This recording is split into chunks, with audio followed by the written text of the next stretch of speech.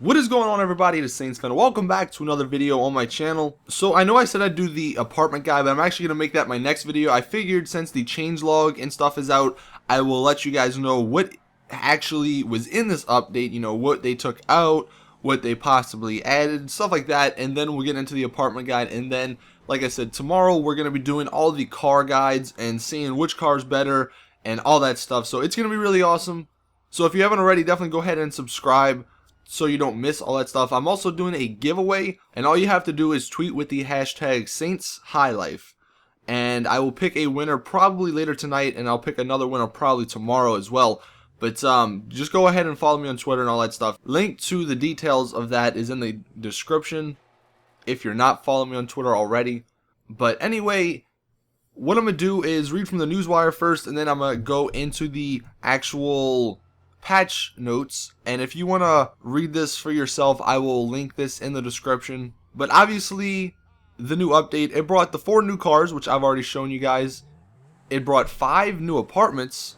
It also brought the feature that we all know, you can now have 2 apartments, which means you can have 2 garages. It fixed the Dynasty 8 real estate website, and I actually like it a lot. I'll get more into detail on that in the actual apartment guide. They included a new bullpup rifle, which I will show later as well. And with all these updates, they have some new jobs and some new clothes and stuff like that, and I'll get more into that stuff later again. Now, one thing I do want to mention is that there is no gold $1 million paint job at this time, unless it's some secret combination you had to do or something. In the paint jobs, there is none, so I just want to clear that up. So with this new update, we have the new mental state stat, and basically what this does, on your map, if you start attacking players or blowing up their cars, stuff like that, just bad stuff that, you know, you would assume other people wouldn't like, your little icon on the map actually starts turning red. It goes from a lighter shade of red, almost a pink, to a darker shade.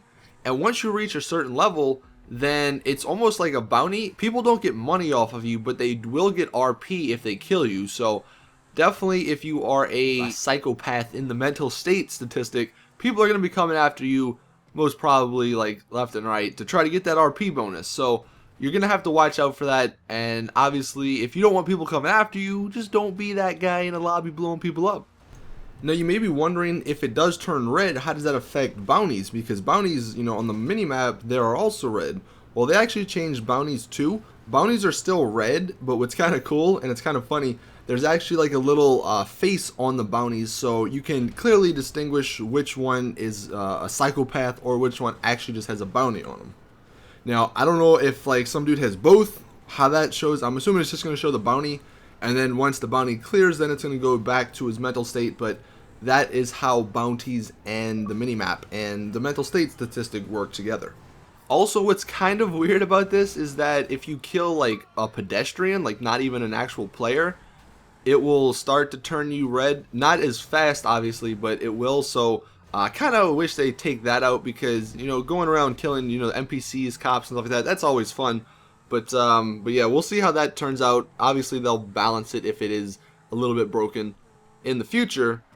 But what's kind of neat is that the mental state also factors into matchmaking. So now you'll automatically join free mode sessions containing more people who are compatible with your playstyle. So if you are a friendly guy, you'll be matched with more friendly guys, which is really cool, because now, at least for me, because I don't go around blowing people up, I won't have to deal with people trying to kill me all the time. They also added a new non-contact race option, where you can create a race that is non-contact and people can't bump into you. So that's really awesome. We'll have to see how that works out. You also have an option to friend spectate, and if you and a friend are in a separate GTA session, you can now choose to spectate that player through the friends menu.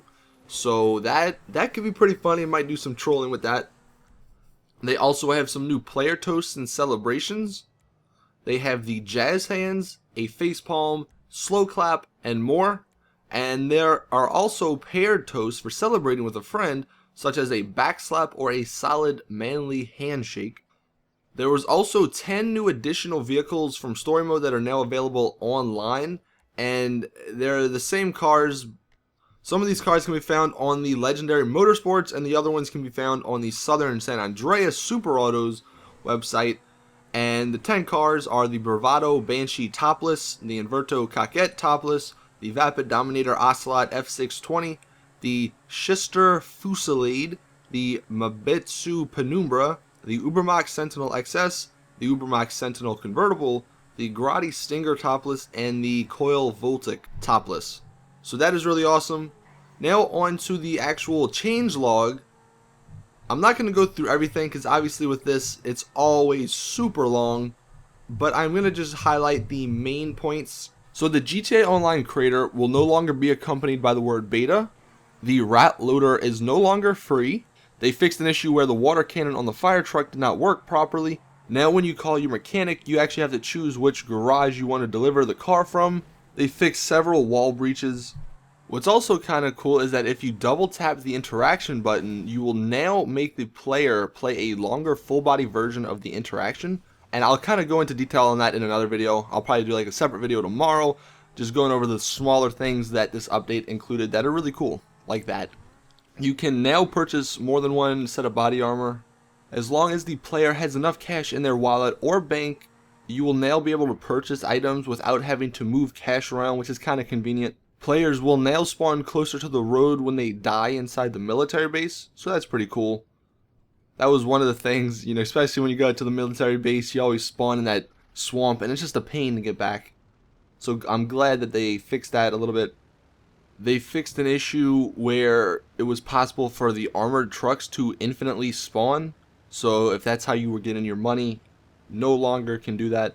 They also added a new functionality to allow apartment owners to remove all players from their apartments or move them to their garage, so that makes life a little bit easier.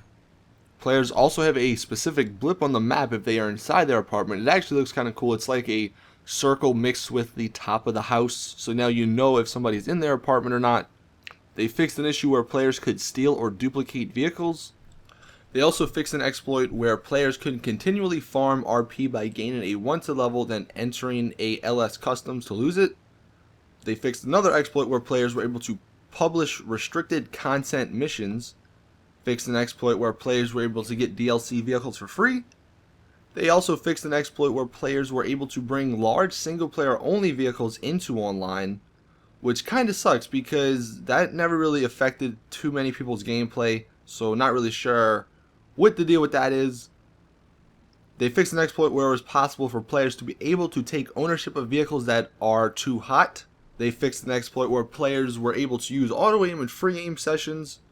They fixed an exploit where it was possible to set team capture areas very close to capture objects to allow players to idle and still deliver capture items.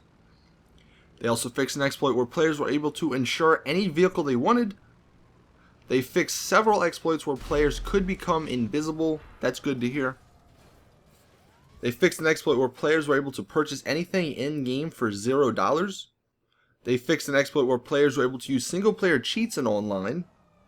They also fixed an exploit where players were able to use creators to place props in public games.